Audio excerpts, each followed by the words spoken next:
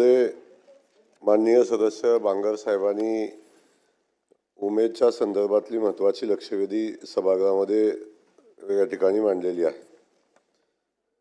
मी आपल्या माध्यमातून सन्माननीय सदस्यांना या ठिकाणी सांगू इच्छितो की उमेदच्या माध्यमातून महिलांच्या सक्षमीकरणाचं काम सरकारच्या माध्यमातून केलं जातं आणि त्या अनुषंगानं उमेदचे जे कर्मचारी आहेत यांचे अनेक प्रश्न गेल्या अनेक वर्षापासून चर्चेमध्ये आहेत।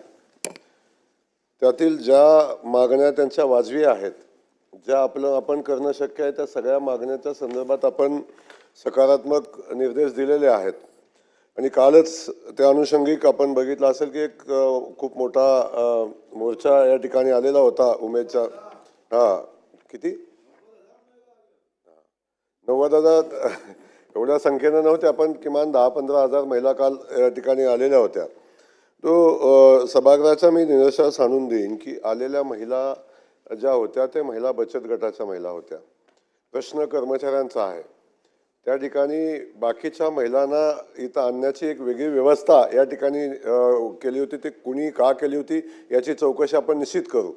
परंतु जो प्रश्न आता आपण मांडलेला आहे बांगर साहेबांनी की ग्राम व प्रभागस्तरीय उमेद अभियानातील कार्यरत समुदाय संसाधन व्यक्तींच्या पदनामापूर्वी ग्रामसखी हे पदनाम त्यांना देण्यात यावे। मी कालच संबंधित विभाग म्हणजे आमच्या विभागाला सूचना दिलेल्या आहेत आणि आज त्या सगळ्या समुदाय संसाधन व्यक्तींना ग्रामसखी हे नाव देण्यासंदर्भातला GR आजच या ठिकाणी निघेल आणि तो प्रश्न त्या निमित्तानं मार्गी लागेल। दुसरा प्रश्न होता की या सगळ्यांचा होता की आम्हाला गणवेश मिळाला, गणवेशाचा रंग शासनाने ठरवून दिला पाहिजे, गणवेश ठरवून दिला पाहिजे। त्याही संदर्भात आपण कालच निर्णय घेतलेला आहे आणि आपण त्याच कर्मचाऱ्यांना सांगितलं की आपण कुठल्या पद्धतीचा गणवेश आपल्याला पाहिजे तो आपण शासनाला कळवा, आपण शासनाच्या माध्यमातून त्याला मान्यता देऊ। हा कालच निर्णय आपण या ठिकाणी घेतलेला आहे। दुसरा विषय सांगितला की महाराष्ट्र राज्य ग्रामीण जीवन ज्योती कंत्राट कर्मचाऱ्यांच्या कार्य मूल्यांकनानुसार तात्काळ मुदतवाढ व कंत्राटी कर्मचाऱ्यांना मुदतवाढ देण्याचा कंत्राट कायम करण्याचा जो विषय आहे त्या विषयासंदर्भात आपण पाहिलं असेल की त्या कर्मचाऱ्यांचं मूल्यांकन होतं, त्यांनी वर्षभर केलेल्या कामाचं मूल्यांकन होतं आणि त्या मूल्यांकनामध्ये त्यांनी केलेल्या कामाच्या हिशोबानं त्याला मुदतवाढ देण्याचा निर्णय तात्काळ घेण्यात येतो। तोही निर्णय आपण तात्काळ घेण्यासंदर्भातल्या सूचना या ठिकाणी दिलेल्या आहेत।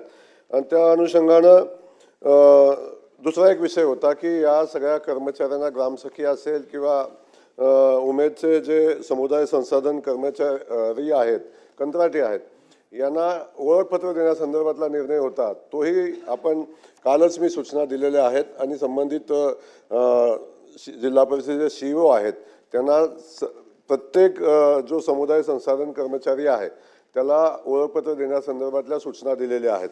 HR मॅन्युअलचा विषय येतो। HR मॅन्युअलमधल्या केंद्र सरकारनं जे HR मॅन्युअल केलेलं आहे त्यातल्या कोणत्या तरतुदी आपण लावू शकतो या संदर्भात आपण समिती नेमलेली आहे। त्याचा अभ्यास करून आपण त्यातल्या ज्या शक्य आहेत, सगळ्या तर काय शक्य नाहीत, परंतु ज्या शक्य आहेत त्या गोष्टी लागू करण्यासंदर्भातला निर्णय भारत सरकार नक्की घेईल हे या निमित्तानं मी आपल्याला या लक्षवेधीच्या माध्यमातून सांगू इच्छितो। आणि या सगळ्या परिस्थितीमध्ये उमेदच्या माध्यमातून महिलांना सक्षम करणं आणि त्यांना उभं करणं हा जो विषय आहे या संदर्भात शासन गांभीर्यानं काम करत आहे।